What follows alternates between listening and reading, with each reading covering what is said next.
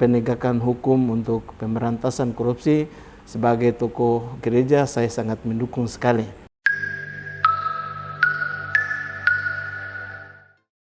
Saya Pendeta Nabot Manfandu, sarjana teologi. Saya adalah pendeta GKI di Tanah Papua. Saya sudah bekerja di GKI selama 23 tahun.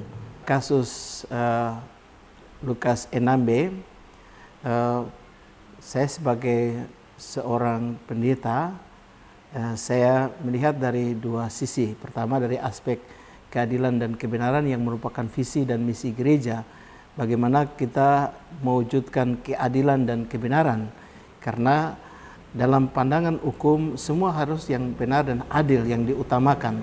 Sehingga tidak memandang apakah engkau seorang pejabat, bahkan sampai kepada warga masyarakat yang paling kecil pun hukum harus bersifat adil. Sehingga tidak ada perlindungan, tidak ada membentengi diri. Jika memang bersalah silakan dibuktikan secara hukum, atau benar silakan dibuktikan secara hukum, karena kita semua menjunjung tinggi kebenaran dan keadilan. Masakan seorang Lukas NMB yang tentu tidak beda jauhnya dengan seorang masyarakat kecil dalam pandangan hukum dan nilai-nilai kebenaran dan keadilan. Karena itu saya berharap bahwa sebagai tokoh pimpinan di Papua, beliau juga harus terbuka terhadap hukum itu, supaya proses hukum terjadi sehingga di mana-mana orang akan menghormati hukum dan ada rasa keadilan dan kebenaran.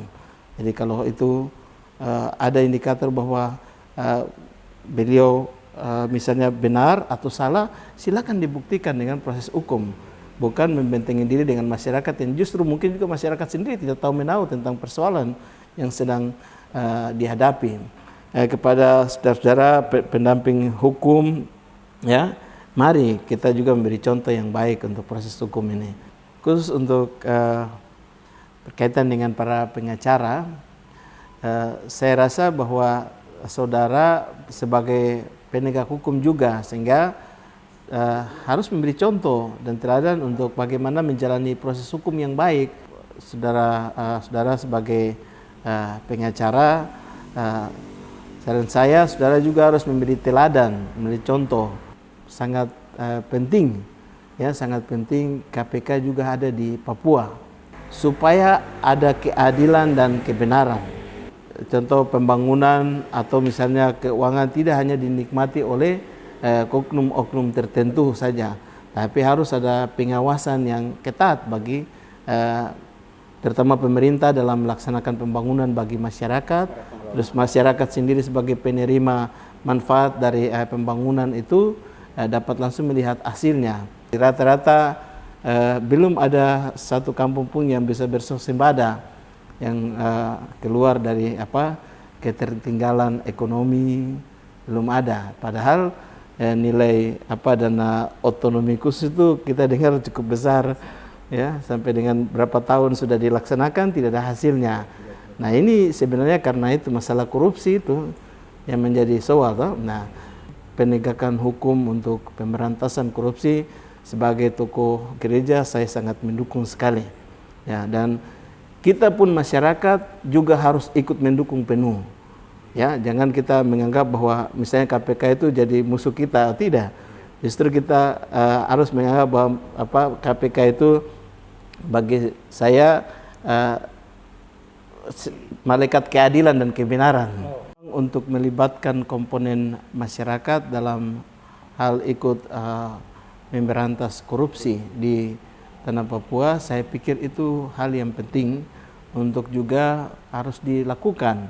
Masyarakat ikut berperang sehingga nilai-nilai kebenaran, keadilan itu nyata juga bagi masyarakat, sehingga pembangunan itu bisa dirasakan oleh semua masyarakat, semua lapisan masyarakat tanpa memandang dari suku mana, tapi semua bisa merasakan. Contoh yang kita lihat dari otonomi khusus, ya. Otonomi khusus kan masyarakat mendengar bahwa ada sekian banyak dana triliunan datang ke Papua, tetapi sekarang boleh dicek ke kampung-kampung, mana ada kampung yang bisa jadi kampung yang sudah bisa swasembada misalnya sendiri. Untuk kampung-kampung tertentu ada kelihatan dari hasil dari otonomi itu kampung ini hidup dan bisa menghasilkan pendapatan asli daerah kampung maupun kecamatan. Tidak ada. Dana itu sepertinya dinikmati oleh para pejabat yang ada di lingkungan, terutama di era kepemimpinan Lukas NMB. Dan itu kita sendiri masyarakat bisa melihat itu sendiri, ya toh begitu. Masyarakat saya, kita sama-sama orang Papua, kita sayang negeri kita. Kita lebih sayang negeri kita daripada kita sayang satu orang, ya toh gitu. Begini, kalau ini sudah soal berhadapan soal hukum, mari kita dorong orang tua kita, silakan menjalani hukum. Toh di sana tidak ada yang berat. Kalau dia benar, dia tetap. Kalau dia salah, dia juga bertanggung jawab untuk harus menjalani proses di mana dia sendiri sudah yang memutuskan. Kamu ingin kebenaran dan keadilan, saya juga ingin kebenaran dan keadilan.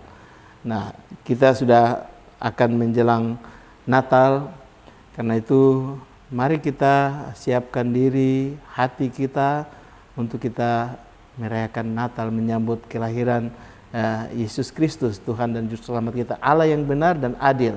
Saya minta mari kembali ke rumahnya, persiapkan rumahnya, kembali ke jemaatnya untuk ibadah, bersama-sama kita merayakan Natal.